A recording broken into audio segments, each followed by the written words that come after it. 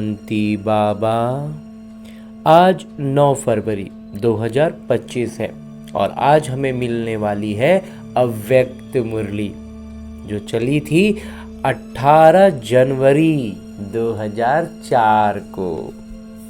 तो इस अव्यक्त मुरली को अपने भीतर अपनी आत्माभिमानी स्थिति में स्थित होकर अध्ययन करना बहुत मज़ेदार होगा ना। तो चलिए अपने सूक्ष्म शरीर के साथ चलते हैं आज डायमंड हॉल और डायमंड हॉल में खुद को उपस्थित मानते हैं अपने सूक्ष्म शरीर के साथ और सामने मंच पर देखते हैं अव्यक्त बाबा के अवतरण को, उनके द्वारा दृष्टि लेते हैं और फिर अध्ययन करते हैं आज की अव्यक्त मुरली।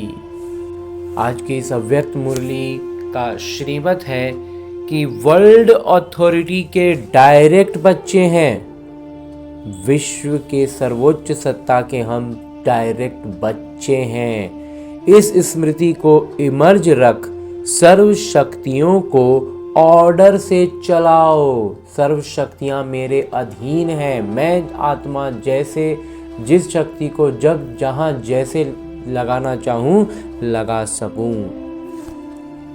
हाँ जी बाबा। आज चारों ओर स्नेह की लहरों में सभी बच्चे समाये हुए हैं। सभी के दिल में विशेष ब्रह्मा बाबा की स्मृति इमर्ज है। सबके स्मृति में, सबकी बुद्धि में, मन में, भावना में ब्रह्मा बाबा बिल्कुल प्रत्यक्ष महसूस कर रहे हैं। अमृत वेले से लेकर साकार पालना वाले रत्न और साथ में अलौकिक पालना वाले रत्न दोनों के दिल के यादों की मालाएं माता पिता के पास पहुंच गई हैं।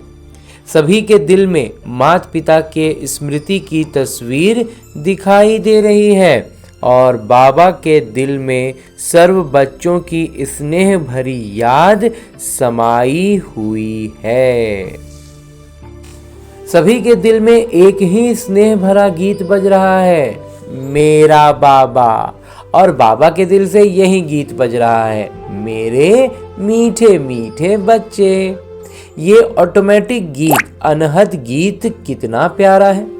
माता पिता चारों ओर के बच्चों को स्नेह भरी स्मृति के रिटर्न में दिल के स्नेह भरी दुआएं पदम गुना दे रहे हैं। दिल का स्नेह बाबा पदम गुना लौटा रहे हैं। माता पिता देख रहे हैं, सभी अभी भी देश व विदेश में बच्चे स्नेह के सागर में लवलीन हैं। ये स्मृति दिवस विशेष सभी बच्चों के प्रति समर्थ बनाने का दिवस है। आज का दिन ब्रह्मा बाबा द्वारा बच्चों की ताजपोशी का दिन है। ब्रह्मा बाबा ने निमित्त बच्चों को विश्व सेवा की जिम्मेवारी का ताज पहनाया। स्वयं अननोन बने, स्वयं खुद जो है वो पीछे हो गए, छिपे हुए हो गए, अनजान हो गए और बच्चों को साकार स्वरूप में निमित्त बनाने का, स्मृति का तिलक दिया। स्वयं समान अव्यक्त फरिश्ते स्वरूप का, प्रकाश का ताज पहनाया। खुद के जैसा अव्यक्त फरिश्ता स्वरूप हमें बाबा वो अवस्था हमें तोहफे में दे रहे हैं, अपना प्यार दे रहे हैं कि हम भी उस अव्यक्त स्वरूप फरिश्ता स्वरूप में आ जाएं, प्रकाश का ताज पहने। स्वयं करावनहार बन करनहार बच्चों को बनाया। खुद करावनहार बन गए और करनहार हम बच्चों को बनाया। इसलिए इस दिवस को स्मृति दिवस, सुसमर्थी दिवस कहा जाता है। स्मृति सिर्फ स्मृति नहीं, स्मृति के साथ साथ सर्व समर्थियां बच्चों को वरदान में प्राप्त हैं। बाबा कहते हैं सिर्फ स्मृति नहीं, साथ साथ सारे समर्थियां जो हैं वो बच्चों को बाबा ने वरदान में दे दिया। माता पिता सभी बच्चों को सर्व स्मृतियों स्वरूप देख रहे हैं, सर्वशक्तिमान स्वरूप में देख रहे हैं। शक्तिमान नहीं, सर्वशक्तिवान। ये सर्व शक्तियां बाबा द्वारा हर एक बच्चे को वरदान में मिली हुई हैं। हाँ जी बाबा। दिव्य जन्म लेते ही माता पिता ने वरदान दिया, सर्वशक्तिवान भव। हर जन्म दिवस का वरदान है। हर जन्म दिवस पे बाबा ये वरदान देते हैं। इन शक्तियों को प्राप्त वरदान के रूप से कार्य में लगाओ। शक्तियां तो हर एक बच्चे को मिली हैं, लेकिन कार्य में लगाने में नंबरवार हो जाते हैं। हर शक्ति के वरदान को समय प्रमाण ऑर्डर कर सकते हो। बाबा कहते हैं जो शक्ति की जब जरूरत हो ना, उसको हम आदेश दे सकते हैं। ये शक्तियां हमारे अधीन हैं। ये बाबा आज हमें बतला रहे हैं कि शक्तियां हमारे अधीन हैं। हम जब जिस समय प्रमाण जिस शक्ति की जरूरत हो उसको आदेश दे सकते हैं। अगर वरदाता के वरदान के स्मृति स्वरूप बन समय अनुसार किसी भी शक्ति को ऑर्डर करेंगे, आदेश देंगे, तो हर शक्ति हाजिर होनी ही है। वरदाता को और उनके वरदान का हम स्मृति स्वरूप बन जाए, हमारी स्मृति में वरदाता भी हो और उनका दिया हुआ वरदान भी हो, तो समय अनुसार किसी भी शक्ति को हम आदेश देंगे तो उसको हाजिर होना ही है। वरदान की प्राप्ति के मालिकपन के स्मृति स्वरूप में हो, आप ऑर्डर करो, आदेश दो, और शक्ति समय पर कार्य में नहीं आए, हो नहीं सकता। जब हम मालिकपन की स्मृति स्वरूप में रहेंगे, परमपिता परमात्मा के बच्चे, डायरेक्ट बच्चे के अपनी अवस्था में रहेंगे, और तब हम किसी शक्ति को ऑर्डर करें और वो नहीं आए, बाबा कहते हैं ऐसा हो नहीं सकता। लेकिन मालिक मास्टर सर्वशक्तिमान के स्मृति की सीट पर सेट हो, बिना सीट पर सेट के कोई ऑर्डर नहीं माना जाता है। जब तक हम स्मृति की सीट पर सेट नहीं होंगे, अपने समान में स्थिर नहीं होंगे, तब तक बाबा कहते हैं कोई आदेश का पालन नहीं होता। जब बच्चे कहते हैं कि बाबा हम आपको याद करते, तो आप हाजिर हो जाते हो, हुजूर हाजिर हो जाते हैं। जब हुजूर हाजिर हो सकते तो शक्ति क्यों नहीं हाजिर होगी? बाबा कहते हैं कि जब भगवान परमपिता परमात्मा को हम दिल से याद करते हैं और वो हाजिर हो जाते हैं, तो फिर शक्तियां कैसे नहीं हाजिर होंगी? सिर्फ विधि पूर्वक मालिकपन के अथॉरिटी से ऑर्डर करो। ये सर्व शक्तियां संगम युग की विशेष परमात्म प्रॉपर्टी है, अधिकार क्षेत्र है हमारा। प्रॉपर्टी किसके लिए होती है? कोई भी लौकिक में प्रॉपर्टी किसके लिए होती है? बच्चों के लिए प्रॉपर्टी होती है। तो अधिकार से स्मृति स्वरूप की सीट से ऑर्डर करो, अधिकार से और स्मृति स्वरूप की अवस्था में समान में अवस्थित होकर आदेश दो। मेहनत क्यों करो? आदेश करो।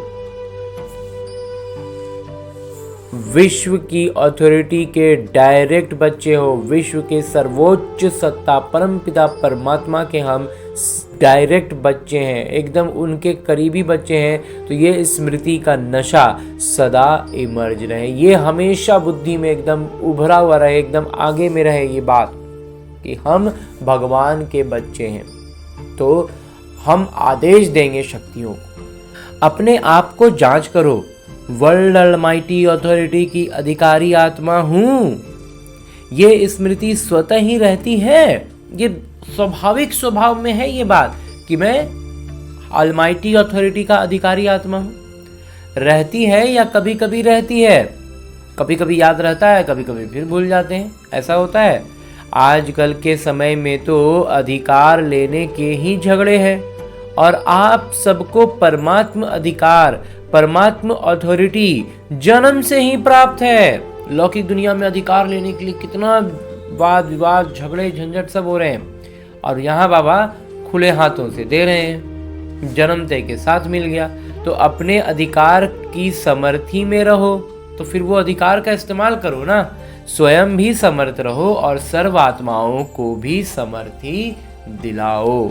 वो समर्थ अवस्था में रहें, अपने शक्तियों को अपने आदेश पर चला सकें। सर्व आत्माएं इस समय समर्थी अर्थात शक्तियों की भिखारी हैं, आपके जड़ चित्रों के आगे मांगते रहते हैं। तो बाबा कहते हैं, हे समर्थ आत्माएं, सर्व आत्माओं को शक्ति दो, समर्थी दो। इसके लिए सिर्फ एक बात का अटेंशन हर बच्चे को रखना आवश्यक है, एक बात पर विशेष ध्यान रखना की जरूरत है। बाबा कहते हैं, जो माता पिता ने इशारा भी दिया कि माता पिता ने रिजल्ट में देखा कि ज़्यादातर बच्चों का संकल्प और समय व्यर्थ जाता है, ज़्यादातर समय और ज़्यादातर संकल्प हमारा व्यर्थ में चला जाता है। जैसे बिजली का कनेक्शन अगर थोड़ा भी लूज हो व लीक हो जाए तो लाइट ठीक नहीं आ सकती। ये तो व्यर्थ की लीकेज समर्थ स्थिति को सदा काल की स्मृति बनाने नहीं देती। इसलिए वेस्ट को बेस्ट में चेंज करो, जहां वेस्ट जा रहा है उसको परिवर्तन कर देना है बेस्ट में। बचत की स्कीम बनाओ, परसेंटेज निकालो, सारे दिन में वेस्ट कितना हुआ और बेस्ट कितना हुआ, सफल कितना और व्यर्थ कितना। अगर मानो 40% वेस्ट है, 20% वेस्ट है तो उसको बचाओ। ऐसे नहीं समझो थोड़ा सा ही तो वेस्ट जाता है, बाकी तो सारा दिन ठीक रहता है। लेकिन ये वेस्ट की आदत बहुत समय की आदत होने के कारण लास्ट घड़ी में धोखा दे सकती है। नंबरवार बना देगी, उस धोखा देगी तो क्या हो जाएंगे, नंबर में क्रम में पीछे लग जाएंगे। नंबर 1 बनने नहीं देगी, एकदम सबसे आगे में हमें खड़ा होने नहीं देगी। ये इतना सब वेस्ट। जैसे ब्रह्मा बाबा ने आदि में अपनी चेकिंग के कारण रोज रात को दरबार लगाई। किसकी दरबार? बच्चों की नहीं, अपनी ही कर्मेंद्रियों की दरबार लगाई। ऑर्डर चलाया, आदेश दिया, हे मन मुख्यमंत्री, ये तुम्हारी चलन अच्छी नहीं, आदेश में चलो। हे संस्कार, आदेश में चलो। क्यों नीचे ऊपर हुआ? कारण बताओ, निवारण करो। हर रोज ऑफिशियल दरबार लगाई, एकदम सही व्यवस्थित तरीके से, ऐसे ही जैसे तैसे नहीं, ऐसे रोज अपनी स्वराज्य दरबार लगाओ। कई बच्चे माता पिता से मीठी मीठी रूरिहान करते हैं, पर्सनल रूरिहान करते हैं। बताएं, कहते हैं हमको अपने भविष्य का चित्र बताओ, हम क्या बनेंगे। जैसे आदि रत्नों को याद होगा कि जगत अम्बा माँ से सभी बच्चे अपना चित्र मांगते थे, मम्मा आप हमको चित्र दो, हम कैसे हैं। तो माता पिता से भी रूरिहान करते अपना चित्र मांगते हैं। आप सबकी भी दिल तो होती होगी कि हमको भी चित्र मिल जाए तो अच्छा है। जो मांगते हैं, जो नहीं मांगते उनको भी दिल में कहीं ना कहीं बात रहती होगी। लेकिन माता पिता कहते हैं, माता पिता ने हर एक बच्चे को एक विचित्र दर्पण दिया है। वो दर्पण कौन सा है? वर्तमान समय आप स्वराज्य अधिकारी हो ना? हो, स्वराज्य अधिकारी हो तो हाथ उठाओ। स्वराज्य अधिकारी हो। अच्छा, कोई नहीं उठा रहे हैं, थोड़ा थोड़ा है क्या? अच्छा, सभी स्वराज्य अधिकारी हो, मुबारक हो। तो स्वराज्य अधिकार का चार्ट आपके लिए भविष्य पद की शक्ल दिखाने का दर्पण है। ये दर्पण सबको मिला हुआ है ना? स्पष्ट है ना? कोई ऐसे काले दाग तो नहीं लगे हुए हैं ना? अच्छा, काले दाग तो नहीं होंगे, लेकिन कभी कभी जैसे गर्म पानी होता है ना, वो कोहरे के मुआफिक आईने पर आ जाता है। बाबा कहते हैं ठीक है, समझते हैं, काला दाग तो नहीं होगा, लेकिन कोहरा जैसा आ जाता हो, धुंधला पड़ जाता हो। जैसे फागी होती है ना, कुहासा का मौसम में, ठंडी के मौसम में, या गर्म पानी से जो भाप उठता है, अगर उसके सामने कोई दर्पण हो तो कैसे हो, पूरा धुंधला पड़ जाएगा। तो आईने पर ऐसा हो जाता है जो आईना स्पष्ट नहीं दिखाता है। नहाने के समय तो सबको अनुभव होगा। नहाने के समय अगर बाथरूम में आईना हो तो वो गर्म पानी से नहाने पर पूरा आईना धुंधला हो जाता है, उसमें फिर कुछ दिखाई नहीं देता है। तो ऐसा अगर कोई एक भी कर्मेंद्रिय अभी तक भी आपके पूरे कंट्रोल में नहीं है कंट्रोल में, लेकिन कभी कभी नहीं भी है। अगर मानो कोई भी कर्मेंद्रिय, चाहे आँख हो, चाहे मुख हो, चाहे कान हो, चाहे पाँव हो, पाँव भी कभी कभी बुरे संग की तरफ चला जाता है, तो पाँव भी कंट्रोल में नहीं हुआ ना, संगठन में बैठ जाएंगे। रामायण और भागवत की उल्टी कथाएं सुनेंगे, सुलटी नहीं, वहां पर क्या होता है, उल्टी कथाएं चलती हैं। तो कोई भी कर्मेंद्रियां, संकल्प समय सहित अगर कंट्रोल में नहीं है तो इससे ही जांच करो कि जब स्वराज्य में कंट्रोलिंग पावर नहीं है तो विश्व के राज्य में कंट्रोल क्या करेंगे। जब स्व पर राज्य का कंट्रोल नहीं है, कभी कभी लीक हो जाता है, कभी कभी कंट्रोल से बाहर चला जाता है, तो फिर वो विश्व पर राज्य कैसे करेगा, कैसे उसको कंट्रोल करेगा। तो राजा कैसे बनेंगे, वहां तो सब एक्यूरेट है, कंट्रोलिंग पावर, रूलिंग पावर सब स्वतः ही संगम युग के पुरुषार्थ की प्रारब्ध के रूप में है। तो संगम युग अर्थात वर्तमान समय अगर कंट्रोलिंग पावर, रूलिंग पावर कम है तो पुरुषार्थ कम, तो प्रारब्ध क्या होगी, पुरुषार्थ कम हो गया, रूलिंग पावर कम है, कंट्रोलिंग पावर कम है, पुरुषार्थ मतलब कि कम हो गया, तो प्रारब्ध क्या होगा। हिसाब करने में तो होशियार हो ना। तो इस आईने में अपना चेहरा देखो, अपनी शक्ल देखो। राजा की आती है, रॉयल फैमिली की आती है, मतलब शाही परिवार, राजा के परिवार के सदस्य के रूप में आती है, या रॉयल प्रजा की आती है, प्रजा में भी एकदम ऊंचे ऊंचे बड़े बड़े लोग, या साधारण प्रजा की आती है। कौन सी शक्ल आती है, तो मिला चित्र। इस चित्र से जांच करना, हर रोज जांच करना, क्योंकि बहुत काल के पुरुषार्थ से बहुत काल के राज्य भाग्य की प्राप्ति है। बहुत लंबा समय का पुरुषार्थ करते हैं तब हमें एक लंबे समय का राज्य भाग्य मिलता है। अगर आप सोचो कि अंत के समय बेहद का वैराग्य तो आ ही जाएगा, लेकिन अंत समय आएगा तो बहुत काल हुआ या थोड़ा काल हुआ, बहुत काल तो नहीं कहेंगे ना, तो 21 जन्म पूरा ही राज्य अधिकारी बने। तख्त पर भले नहीं बैठे लेकिन राज्य अधिकारी हो। ये बहुत काल यानी पुरुषार्थ का बहुत काल का प्रारब्ध का कनेक्शन है। बहुत काल का पुरुषार्थ तो बहुत काल का प्रारब्ध, इन दोनों बातों का बाबा कहते हैं आपस में कनेक्शन है। इसलिए अलबेले नहीं बनना। अभी तो विनाश की डेट फिक्स ही नहीं है, पता ही नहीं। विनाश का डेट तो बाबा कहते फिक्स है नहीं, पता नहीं है।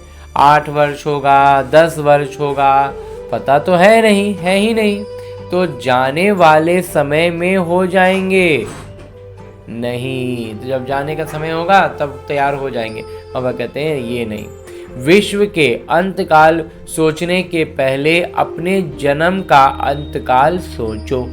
पूरा विश्व में कब अंतकाल आएगा, क्या विनाश क्या होगा, बाबा कहते हैं उसको छोड़ो, अपना जीवन का सोचो। अपना जीवन का अगर एक बार ये ब्राह्मण जीवन से शरीर छूट गया फिर पुरुषार्थ का समय बाबा कहते हैं नहीं मिल पाएगा। इसलिए इस बात को हमेशा ध्यान में रखना है कि मेरा शरीर कब छूट जाए हमको पता नहीं है। तो अपना पुरुषार्थ का अभ्यास लगातार करते रहना है।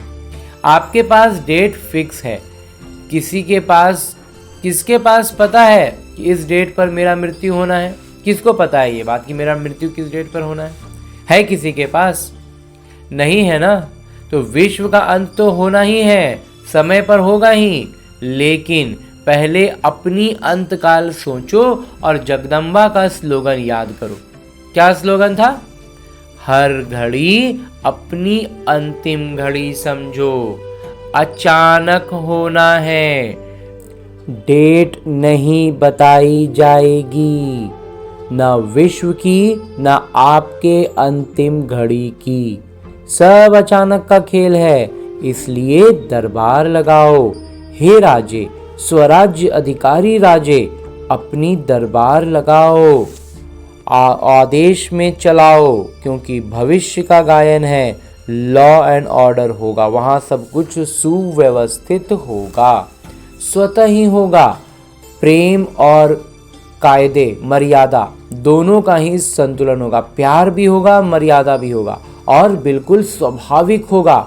राजा कोई कानून पास नहीं करेगा कि ये कानून है, जैसे आजकल कानून बनाते रहते हैं। आजकल तो पुलिस वाला भी लॉ उठा लेता है और फिर वो कानून का उल्लंघन पुलिस उसी का अधिकारी उसी का रक्षक उल्लंघन करता है। लेकिन वहाँ नेचुरल होगा, एकदम स्वाभाविक तौर पर प्रेम भी होगा, मर्यादा भी होगी और उसका संतुलन होगा। प्रेम भी ऐसा नहीं कि मतलब उखड़े हुए हैं, रुखड़े हैं, बिल्कुल प्रेम भाव से सारी मर्यादाओं का पालन होता रहेगा। हर एक के भीतर वो बात रहेगी ना, तो उल्लंघन करेगा कौन। तो अभी अलमाइटी अथॉरिटी की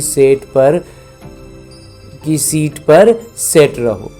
तो ये कर्मेंद्रियां, शक्तियां, गुण सब आपके आगे जी हुजूर करेंगे, धोखा नहीं देंगे, जी हाजिर। तो अभी क्या करेंगे? दूसरे स्मृति दिवस पर कौन सा समारोह मनाएंगे? ये हर एक जोन तो समारोह मनाते हैं ना। सम्मान समारोह भी बहुत मना लिए, अब सदा हर संकल्प और समय के सफलता की सेरेमनी मनाओ। ये समारोह मनाओ। वेस्ट खत्म, क्योंकि आपके सफलता मूर्त बनने से आत्माओं को तृप्ति की सफलता प्राप्त होगी। हमारा सफल होने से, सफलता मूर्त बनने से अन्य आत्माओं को बाबा कहते हैं तृप्ति मिलेगी, तृप्ति पाने में वो सफल होंगे। निराशा से चारों ओर शुभ आशाओं के दीप जगेंगे। सब तरफ निराशा ही निराशा नजर आ रही है, ऐसे में हमारी स्थिति से आशाओं के दीप जगेंगे। कोई भी सफलता होती है तो दीपक तो जगाते हैं ना। अब विश्व में आशाओं के दीप जगाओ। हर आत्मा के अंदर कोई ना कोई निराशा है ही, निराशाओं के कारण परेशान है, टेंशन में है। तो हे अविनाशी दीपकों, अब आशाओं के दीपकों की दिवाली मनाओ। पहले स्व फिर सर्व। सुना? हाँ जी बाबा। बाकी माता पिता बच्चों के स्नेह को देख खुश हैं। स्नेह की सब्जेक्ट में परसेंटेज अच्छी है, प्रेम करने में तो सब बच्चों का परसेंटेज अच्छा है। आप इतनी मेहनत करके यहाँ क्यों पहुँचे हो? आपको कौन लाया? ट्रेन लाई, प्लेन लाया या स्नेह लाया? स्नेह लाया बाबा। स्नेह के प्लेन से पहुंच गए हो तो स्नेह में तो पास हो। अभी अलमाइटी अथॉरिटी में मास्टर हैं, इसमें पास होना। तो ये प्रकृति, ये माया, ये संस्कार सब आपके दासी बन जाएंगे। हर घड़ी इंतजार करेंगे मालिक क्या आदेश है। मालिक का आदेश क्या है, इसका इंतजार में रहेंगी सारी शक्तियां हर घड़ी। ब्रह्मा बाबा ने भी मालिक बन अंदर ही अंदर ऐसा सूक्ष्म पुरुषार्थ किया जो आपको पता पड़ा। संपन्न कैसे बन गए? वो सूक्ष्म स्तर पर अपने भीतर अपना इतना काम किए कि बाबा संपन्न बन गए। पंछी उड़ गया, जैसे ही संपन्न बने पंछी उड़ गया, पिंजड़ा खुल गया। साकार दुनिया के हिसाब किताब का, साकार के तन का पिंजरा खुल गया, पंछी उड़ गया। अभी ब्रह्मा बाबा भी बहुत सिक व प्रेम से बच्चों का जल्दी आओ, अभी आओ ये आवाहन कर रहे हैं। ब्रह्मा बाबा तो पूर्ण अवस्था को पाकर फरिश्ता स्वरूप में आगे बढ़ गए और अब वो हम बच्चों को कह रहे हैं कि तुम बच्चे भी जल्दी आओ, अभी आओ, तुरंत आ जाओ। तो पंख तो मिल गए हैं ना, और तुरंत चलने के लिए क्या है, पंख भी बाबा ने दे दिया। बस सभी एक क्षण में अपने दिल में ये अभ्यास करो, अभी करो। सब संकल्प समाप्त करो, यही अभ्यास करो। ओ बाबा, मीठे बाबा, प्यारे बाबा, हम आपके समान अव्यक्त रूपधारी बने की बने। एकदम बस क्षण भर में हम भी बाबा समान फरिश्ता स्वरूप में स्थित होकर परम धाम की यात्रा कर सकते हैं। और साथ साथ बाबा ने वहाँ उस वक्त उपस्थित बच्चों को ड्रिल कराई थी, और अभी तो हम एक अभ्यास के, एक साकाश के भावना से ही अपने सूक्ष्म शरीर के साथ वहाँ पहुँचे हुए हैं, उपस्थित है ना। तो हमारा ये अभ्यास भी वही काम कर रहा है।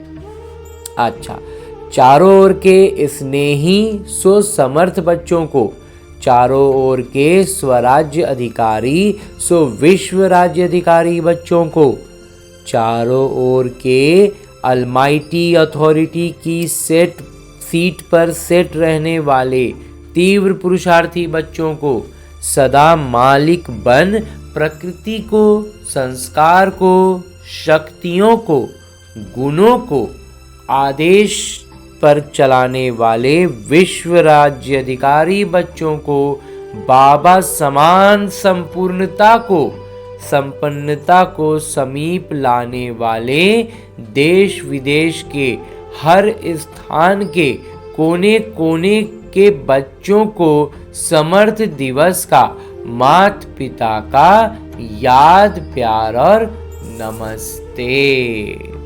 हम रूहानी बच्चों की ओर से रूहानी माता पिता को याद, प्यार और प्रणाम। धन्यवाद बाबा, धन्यवाद। मुरली के लिए भी धन्यवाद, और इस अनूठे अलौकिक ब्राह्मण जीवन के लिए भी बहुत बहुत बहुत धन्यवाद बाबा, बहुत धन्यवाद।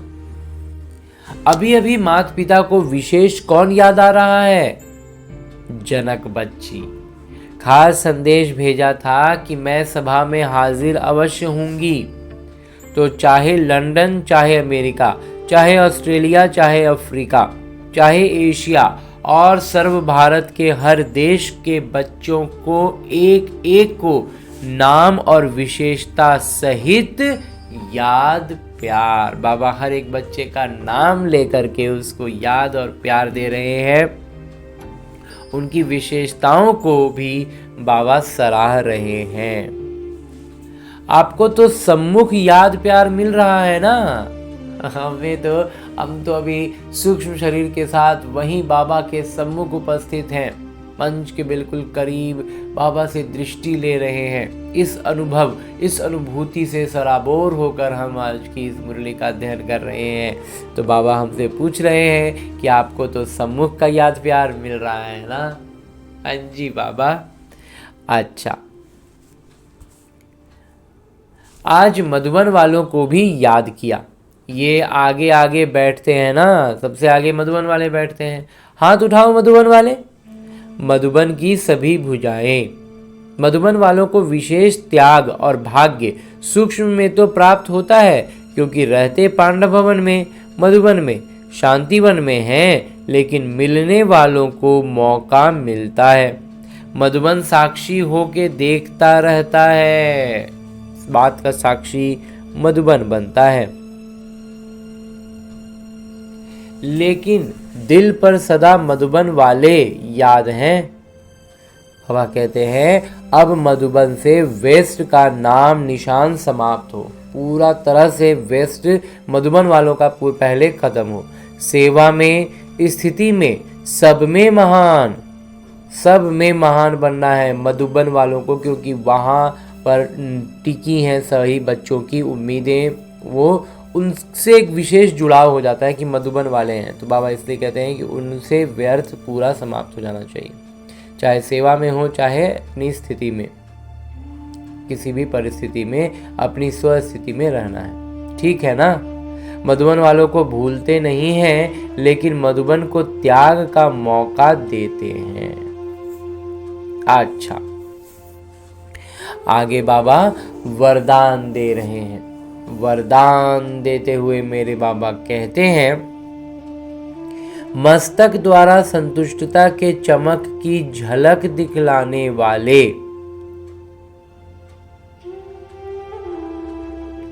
मस्तक द्वारा संतुष्टता के चमक की झलक दिखाने वाले, हमारे मस्तक से संतुष्टता की चमक झलके वैसे साक्षात्कार मूर्त भव। बाबा कहते हैं वैसा स्थिति बना लेना है कि उसी चीज से झलक दिखाई दे और साक्षात्कार हो। जो सदा संतुष्ट रहते हैं उनके मस्तक से संतुष्टता की झलक सदा चमकती रहती है। उन्हें कोई भी उदास आत्मा यदि देख लेती है तो वो भी खुश हो जाती है, उसकी उदासी मिट जाती है। जिनके पास संतुष्टता की खुशी का खजाना है उनके पीछे स्वतः ही सब आकर्षित होते हैं। उनका खुशी का चेहरा चैतन्य बोर्ड बन जाता है जो अनेक आत्माओं को बनाने वाले का परिचय देता है। चेहरा से ही पता चलने लगता है। तो ऐसे संतुष्ट रहने और सर्व को संतुष्ट करने वाले संतुष्ट मनिया बनो, जिससे अनेकों को साक्षात्कार हो। बाबा हमें साक्षात्कार के लिए कह रहे थे, तो आज उन्होंने बाबा ने अगला स्टेप बतलाया, अगली बात बतलाई कि हमें संतुष्टता को अपने चेहरे से झलकाना है। हाँ जी बाबा। और अंत में स्लोगन है, मुरली का उपदेश है, चोट लगाने वाले का काम है चोट लगाना और आपका काम है अपने को बचा लेना। हाँ जी बाबा। और अब परमपिता परमात्मा से इस अव्यक्त मुरली को सुनने के बाद हम बाबा के इसी अव्यक्त स्वरूप से एक इशारा भी पाते हैं। और वो अव्यक्त इशारा देते हुए बाबा कहते हैं कि जैसे नारियल तोड़कर उद्घाटन करते हो, रिबन काट कर उद्घाटन करते हो, ऐसे एक मत, एक बल, एक भरोसा और एकता की रिबन काटो, फिर सर्व के संतुष्टता प्रसन्नता का नारियल तोड़ो। ये पानी धरनी में डालो, फिर देखो सफलता कितनी होती है। और परमपिता परमात्मा से इतना श्रेष्ठ अव्यक्त इशारा पाने के बाद, श्रेष्ठ अव्यक्त मुरली में बाबा से इतना उच्च ज्ञान मिलने के बाद अब वक्त है अपने स्थूल शरीर में वापस लौटने का। तो अपने इस स्थूल शरीर में, अपने इस लौकिक जीवन के दिनचर्या में हमें इसे एक अभ्यास पुस्तिका के रूप में समझते हुए लौटना है कि जीवन में आने वाली हर छोटी बड़ी परिस्थिति का सूचक लौकिक कार्य की विधियां हैं। अपने लौकिक जीवन के लौकिक किरदार को हम एक अभ्यास पुस्तिका के रूप में समझें और जीवन की हर छोटी बड़ी परिस्थिति को उसी रूप से, उसी ढंग से देखें, तो हम अपने आत्मिक स्थिति का अभ्यास और बेहतर कर पाएंगे और ब्राह्मण सो फरिश्ता और फरिश्ता सो देवता बन पाएंगे। ऐसे ही श्रेष्ठ भावना और श्रेष्ठ कामनाओं से भरपूर रहकर लौटते हैं अपने किरदार में। अच्छा, ओम शांति।